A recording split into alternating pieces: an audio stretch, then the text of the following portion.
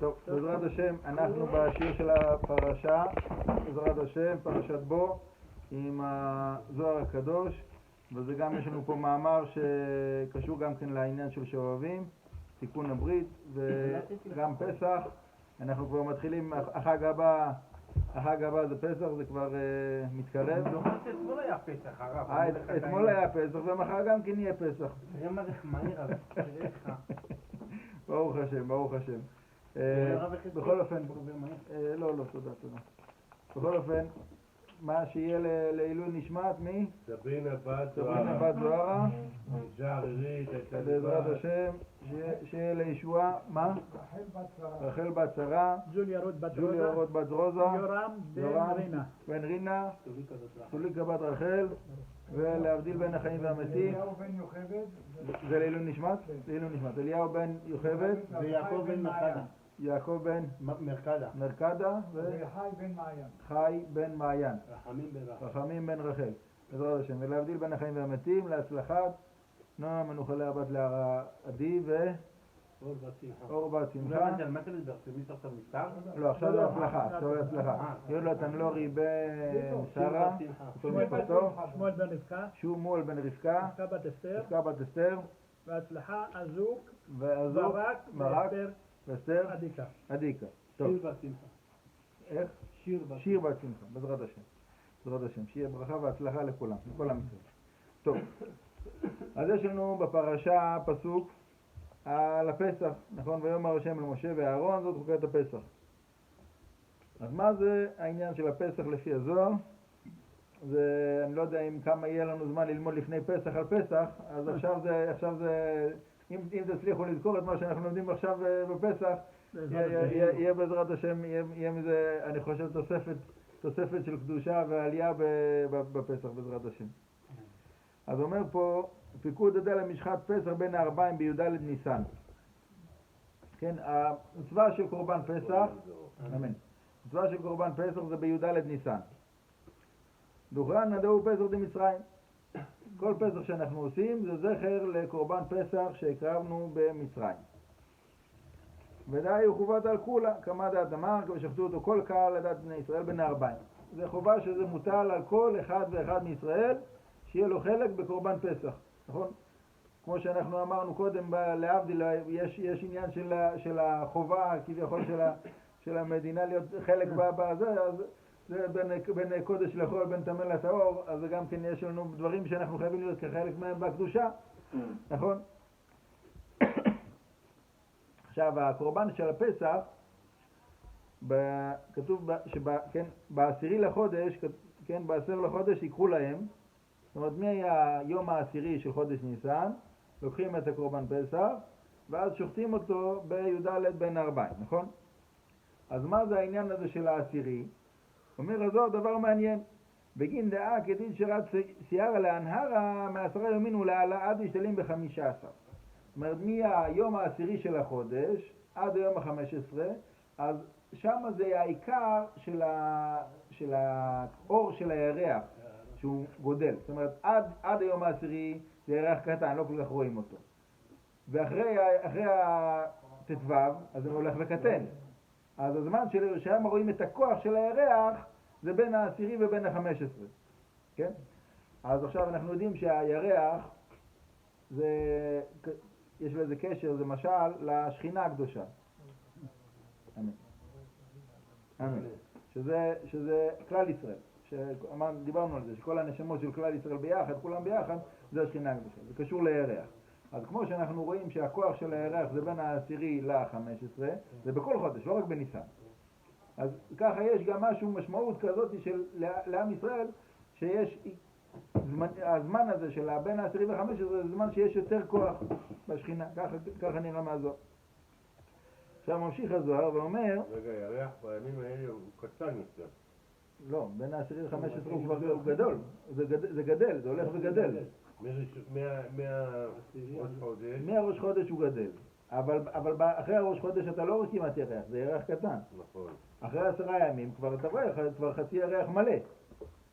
זה כבר, אתה רואה, זה כבר יותר מחצי מלא, אז שם אתה רואה את העיקר של הכוח, הערה של הירח. זה גם עושים יותר ברכה שהם עושים את ברכת הלבנה. ברכת הלבנה, בסדר, זה מחלוקת. זה עוד עניין. מחלוקת, אם צריך לחכות שבוע, לא צריך לחכות שבוע, זה לא בדיוק אותו דבר. זה לא בדיוק אותו דבר, אבל יש דעה כזאת, בתוך הברכת לבנה, שצריך ליהנות מהאור של הירח, אז מחכים שזה קצת יהיה לזה יותר אור. אמן, יש דעה כזאת, כן. בכל אופן, אז אומר הזוהר, מה העניין? לעבר זוהמה מקמי ברית קדישה. זה מה שאמרתי, אתם רואים שיש פה קשר לעניין של תיקון הברית. שהזמן הזה של בין העשירי ל-15 שמתגבר האור של הירח, אנחנו יודעים שיש את המושג הזה של מעט מן האור דוחה הרבה מן החושך, אז כשיש התגברות של האור, אז ממילא יש דחייה של החושך, אז זה נקרא לעבר הזוהמה, להעביר את הזוהמה, כן? עכשיו, צריך לדעת שהזוהמה הזאת זה מה שנקרא הזוהמה של נחש הקדמוני. כן, יש על זה הרבה בזוהר, בכל אורך הספר הזוהר, כל פעם חוזרים לנושא הזה. שבנקודה הזאת שנחש שהיה שם בגן עדן, בין אדם וחווה, הטיל זוהמה בחווה, ויש על זה הרבה עריכות בספרים של הקבלה, כל מיני דברים. ואנחנו כולנו, כל בני האדם, לא רק עם ישראל, כולם יש להם את זוהמת הנחש. רק עם ישראל, שהיו במעמד הר סיני, אז פסקה מהם זוהמתן, אחר כך שחטאו בעגל, אז זה חזר. אז יש כאלה ששואלים אם זה חזר, אז אותו דבר כמו גויים, אז מה ההבדל בין יהודי וגוי? אז מסביר המהר"ל מפראג שזה לא אותו דומה, מי שהיה לו זמן שהפסיק ממנו הזוהמה, אז אפילו שזה חזר, אבל זה לא באותו תוקף, זה לא כל כך חזק. לא כמו אחד שהיה לו כל הזמן ולא הפסיק. נכון, כן. אז ממילא המצוות באופן כללי, כל מצווה, יש לזה כוח לבטל את הזוהמה של הנחש. נכון, אנחנו רואים במתן תורה, פסקה זוהמתן. אז נכון שבגלל העגל חזר, אבל בכל אופן התורה, לימוד של התורה והשמירה של המצוות שבתורה, זה הדרך לבטל את זוהמת הנחש. זה באופן כללי. אבל יש מצוות שהן יש להן יותר כוח בעניין הזה. עכשיו אנחנו רואים שיש קשר גדול בין עניין של ברית מילה ופסח. נכון, כתוב בקורבן פסח, כל הרי לא יאכל בו. ויש את העניין הזה של 13 בריתות שנאמרו גם על קורבן פסח וגם על ברית מילה. 13, שזה כנגד 13 מידות של רחמים. בכל אופן יש הרבה קשר בעניין הזה של קורבן פסח בעניין הזה של ברית מילה. עכשיו ברית מילה זה ודאי שזה פשוט, כן? מעבירים את העורלה, מוציאים את העורלה מהברית, כן? אז הזוהמה, שזה העניין של העורלה, זה מסמל את כל העניין של הזוהמת הנחש, כתוב כל הגויים ערלים, נכון?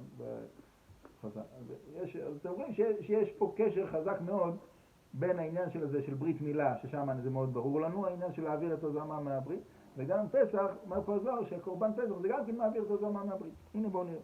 גם. אומר, כן, לעבר הזוהמה מקמי ברית קדישה, להנאה באור ריחה דנדיף תבוינו, כן?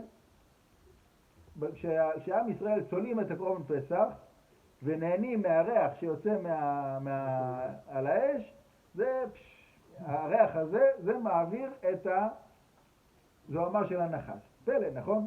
מה הקשר? נכון?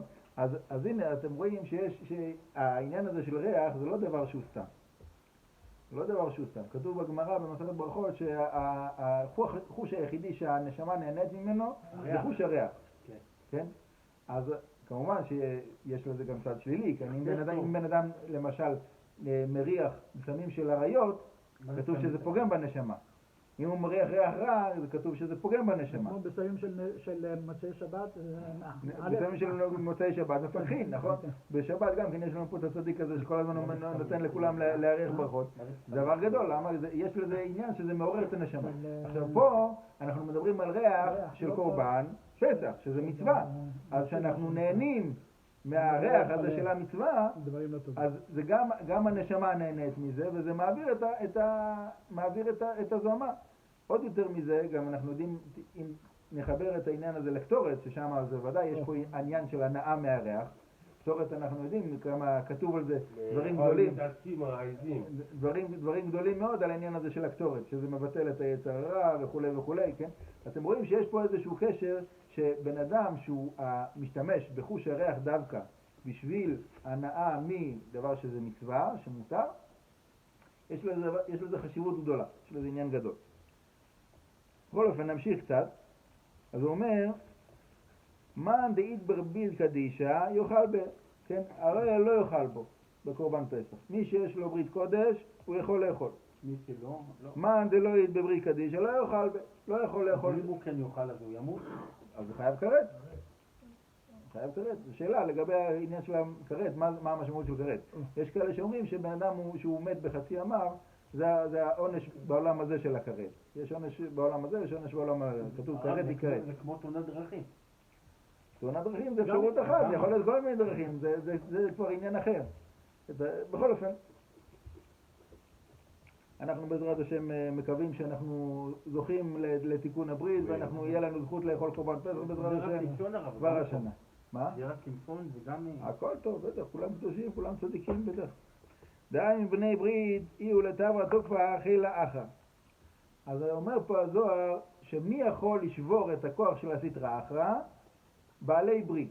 זאת אומרת, מי שמתקן את הברית, כן? ואמר לה מקמא ברית.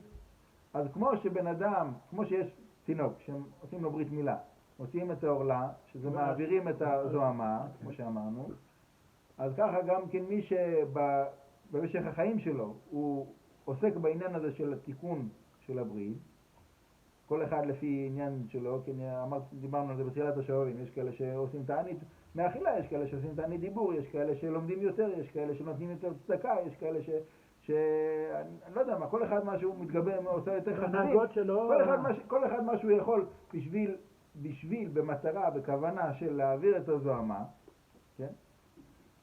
אז יש לזה משמעות כזאת, עכשיו, שהוא גם מעביר את הזוהמה לא רק מעצמו, אלא באופן כללי מהעולם. כן? מישהו עובד על התיקון של עצמו, ההשפעה שלו זה לא רק על עצמו. כמו שאומרים, חבר מביא חבר. כן? יש לזה השפעה שמתגברת. בן אדם שהוא משתדל בעניינים האלה של התיקונים וקדושה כמה שהוא יכול, אז ודאי שזה משפיע גם על המשפחה שלו, על החברים שלו, על האנשים שמסביבו, גם מבחינה גשמית וגם מבחינה רוחנית. זאת אומרת, אני מתכוון, יש אנשים שמסביב הבן אדם, לא מבחינה גשמית, כן, אנשים שלמשל הקרובים של הבן אדם שנפטרו, או נשמות שקשורות עם הבן אדם, אפילו שהוא לא הכיר אותם בכלל. כן? אז כשבן אדם הוא עובד על העניינים האלה של הקדושה, אז זה משפיע על גם על אלה שיש להם גוף קרוב אליו, וגם אלה שהנשמה שלהם קרובה אליו. טוב, אומר הזוהר, בגין כך, על בני ברית יהיו למעבד ולא בני עורלה. לכן אנחנו דווקא הקורבן פסח שייך דווקא למי שיש לו ברית ולא מי שיש לו עורלה. כעדת הקודש בריחו למצרים, חמה דמה דאו פסח, זה הראשים על פיתחה ודמה דברית. נכון? אז יש לנו את העניין הזה שהתורה, רז"ל, בהרבה מקומות מחברים את העניין הזה של דם פסח ודם מילה, נכון? אנחנו אומרים בדמי חיים. מה זה דמי? דם פסח, דם מילה. נכון? יש הרבה מדרשים על זה. אז הקדוש ברוך הוא ציווה את עם ישראל על הברית לפני הקורבן פסח, אז היה את הדם של הברית, את הדם של המילה, החבו כימין על פיתחה, כן, אז לגבי הדם של הפסח, אז שמו את זה לפתח, כמו שאתם יודעים. מה שמו את הפתח? במה? באיזה דם? דם של פסח, לא דם של ברית. משקופים או משקוף? דם של פסח, דם של הקורבן פסח. אבל לא הקריבו, אז אחרי זה רק הקריבו קורבן פסח. לא, זה היה בי"ד. י"ד הקריבו, כן? וגם ברית, היה ברית. הברית היה לפני זה. באותו...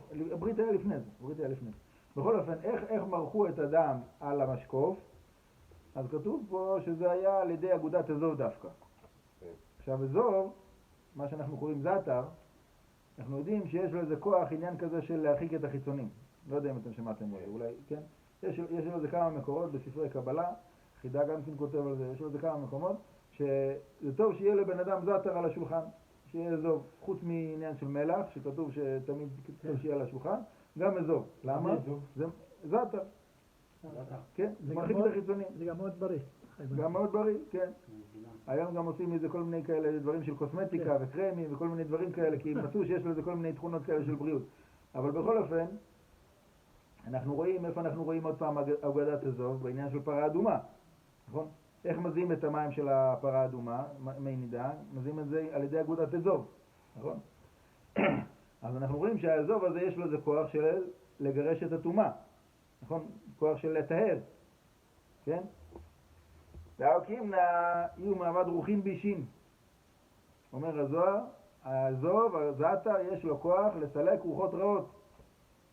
וכל סתר רוחא בישא. מעבר בהתערותא דילה, ופורקן אלי ישראל. אז בגלל שהקדוש ברוך הוא שם בצמח הזה, את הכוח הזה, של להעביר רוחות רעות, להעביר את הסטרא אחרא, אז לכן דווקא עם זה השתמשו גם כן בפסח מצרים בשביל למרוח את הדם על המשקוף, וגם כן בפרה האדומה, וכמו שאמרנו, יש אנשים שהם מאוד משתדלים, מקפידים שיהיה להם על השולחן. תפוחים, גם תפוחים זה טוב. תפוחים זה טוב, אבל זה משהו אחר, זה נושא אחר. עניין אחר. הרב שאני למדתי אצלו, הרב וחי, אז הוא אמר שמישהו עשה לו קופסה כזאת שהוא נשאר על השולחן כל הזמן, שיש שם מלח ויש שם זעתא וכזה תפילה של הקדושה של האכילה, ויפה מאוד, משהו כזה, שיהיה משהו על השולחן כזה שכל הזמן נמצא. טוב. בכל אופן, מה הקשר של זה אלינו?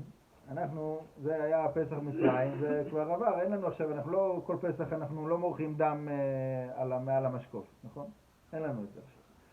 אבל אומר הזוהר, אנחנו יודעים, גם כן כתוב במסכת ברכות, שהגאולה העתידה זה כן גאולת מצרים, זה קשור מאוד. כל הזמן אנחנו לומדים מגאולת מצרים, מה שהיה בגאולת מצרים, כן? כי ימי צאתך מארץ מצרים, הריך הנפלאות, נכון?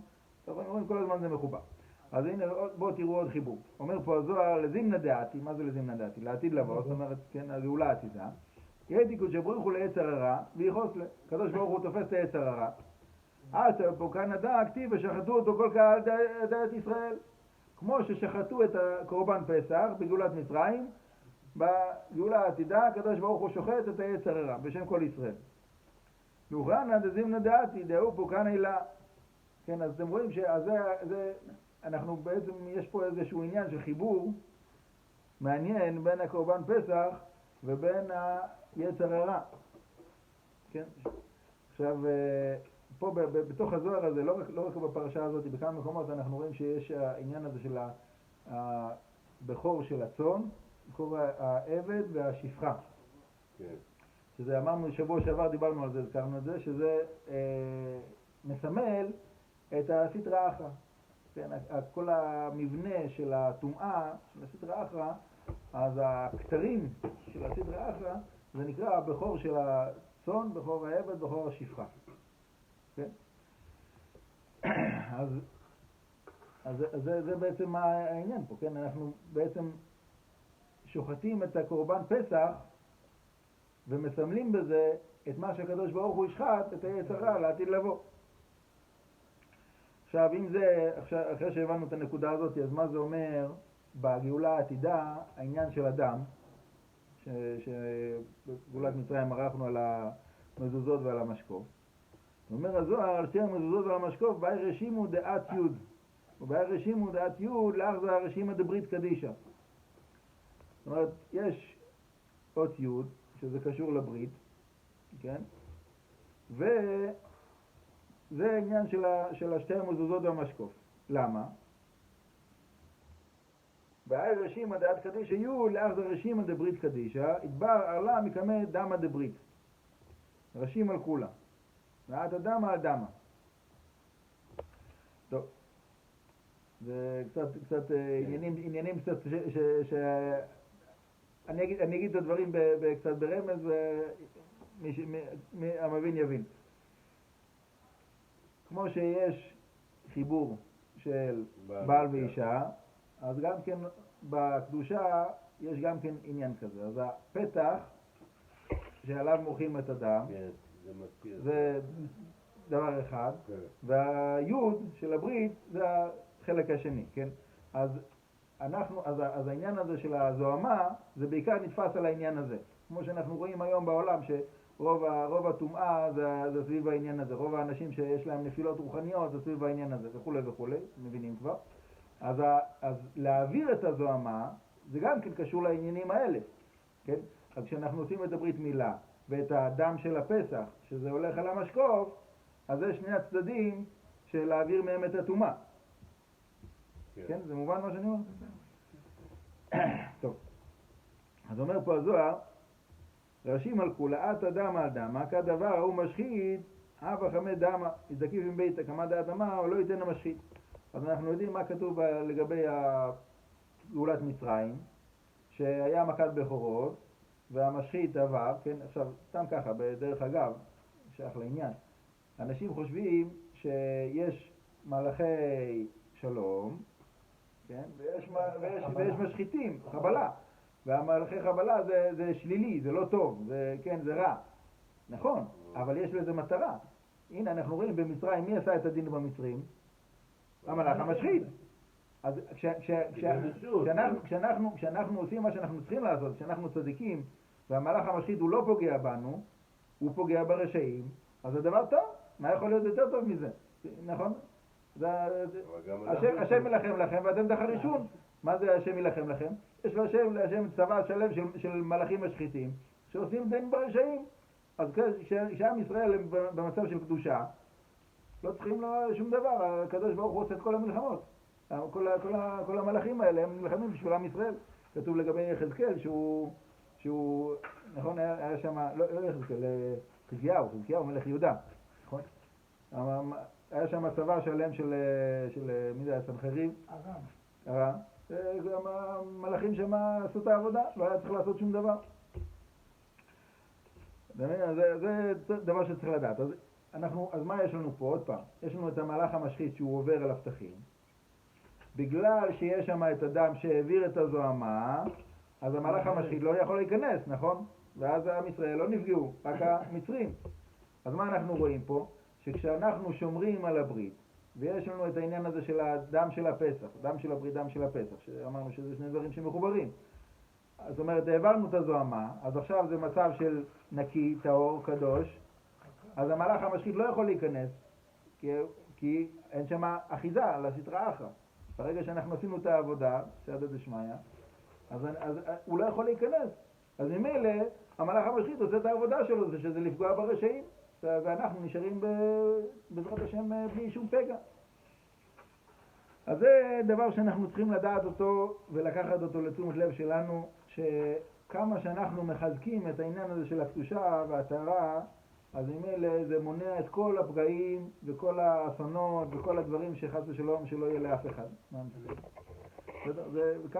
וכל אחד שחס ושלום יש לו איזשהו פגע מסביבו, צריך לדעת שהמשמעות של זה שצריך להתחזק, צריך להתחזק בקדושה.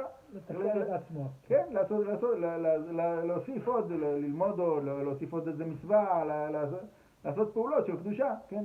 אז כל אחד, הקדוש ברוך הוא אוהב אותנו ומרחם עלינו, לא נותן לנו ככה מכה כזאת, מכה שהורגת. נותן מכות כאלה קטנות רק בשביל לעורר את הבן אדם בעזרת השם.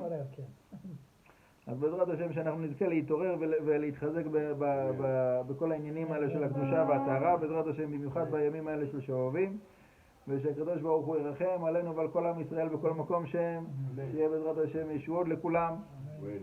ברכה והצלחה ושבת שלום. שבת שלום.